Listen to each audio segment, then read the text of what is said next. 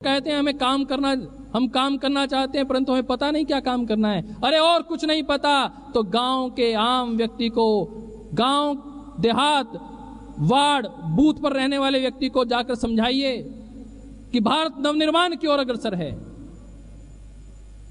महायोगी अरविंदो घोष जिससे नेताजी भी प्रभावित थे, स्वामी विवेकानंद जिससे नेताजी प्रभावित थे, उन दोनों के अनुरूप अपने जीवन को ढालते हुए परम पूज्य स्वामी जी महाराज भी अपने कार्यकर्ताओं को बार बार कह रहे हैं कि अपने जीवन को योग में बनाओ, अध्यात्म में बनाओ। अपने दैनिक जीवन में हमें योग, अध्यात्म, स्वाध्याय को शामिल करना है।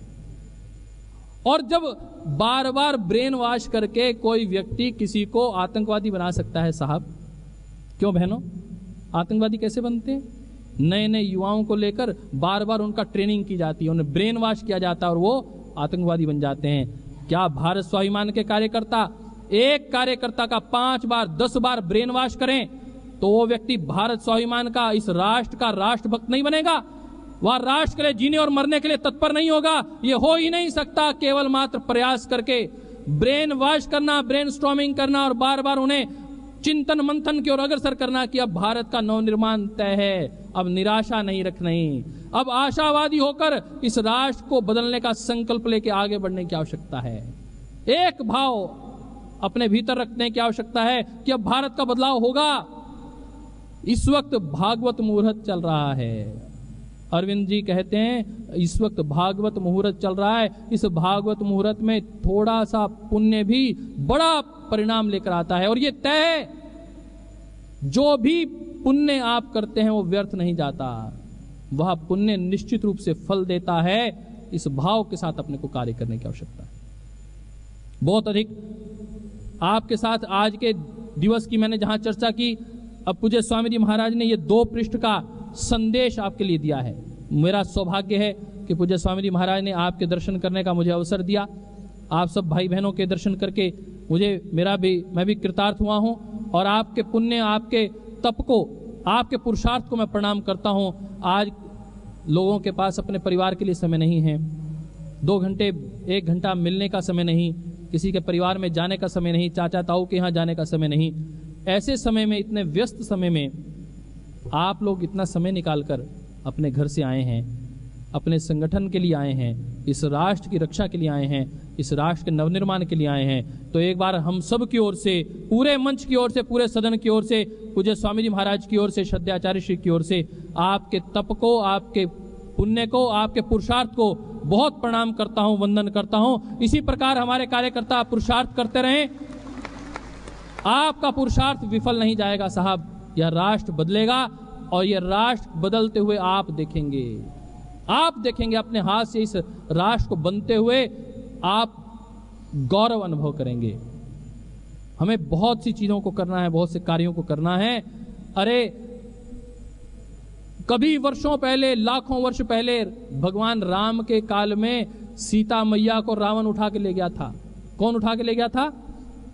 रावण उठाकर ले गया था। कितने समुद्र पार? केवल एक समुद्र पार उठाकर ले गया था, लंका में। और आज भारत की श्री को, भारत की संपत्ति को, भारत के वैभव को, भारत के धन को यह चोर लुटेरे, यह शासक प्रशासक, भ्रष्ट शासक प्रशासक उठाकर कहां ले गए हैं? 7 समुद्र पार स्विस बैंकों में ले गए हैं। हमें अपनी सीता मैया को छुड़ाना है और भगवान राम के उस काज को गुरुवर रामदेव जी महाराज के चरणों पर चलते हुए, उनके निर्देशन पर चलते हुए पूरा करना है। हमें बस वैसे ही वानर सेना बन जाना है। उसी भाव से अपनी सीता मैया को वापस लाना है, अपनी संस्कृति को वापस लाना है, अपने श्री, अपने वैभव को वापस लाना है। बोलिए, काला धन लाएंगे, भारत को समृद्ध बनाएंगे, देश को समृद्ध बनाएंगे, देश को बचाएंगे। बोलिए, काला धन लाएंगे, काला धन लाएंगे, स्वदेशी अपनाएंगे, स्वदेशी अपनाएंगे। यह भाव ध्यान में रखते हुए हमारा जो मूल मुद्दे हैं, हमारे एक एक श्वास में वो रहने चाहिए। हमारा मुद्दा काला धन, भ्रष्टाचार मुक्त भारत का निर्माण और स्वदेशी व्यवस्थाओं को स्थापित करना। इसके लिए 3 चरण का कार्यक्रम पूज्य स्वामी जी महाराज ने दिया है। एक एक दिन एक जिंदगी के बराबर होता है। एक एक दिन किसके बराबर है? एक जिंदगी के बराबर। हमें समय व्यर्थ नहीं खोना है, समय नहीं गंवाना है। बहुत महत्वपूर्ण यह समय है, इसे व्यर्थ नहीं गंवाना।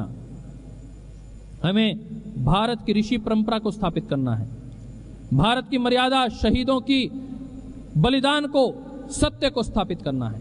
पहला पॉइंट, यदि हमने अभी 100% अपनी ऊर्जा नहीं लगाई तो यह ऋषि परंपरा, यह मर्यादा, यह देवत्व की स्थापना नहीं हो पाएगी।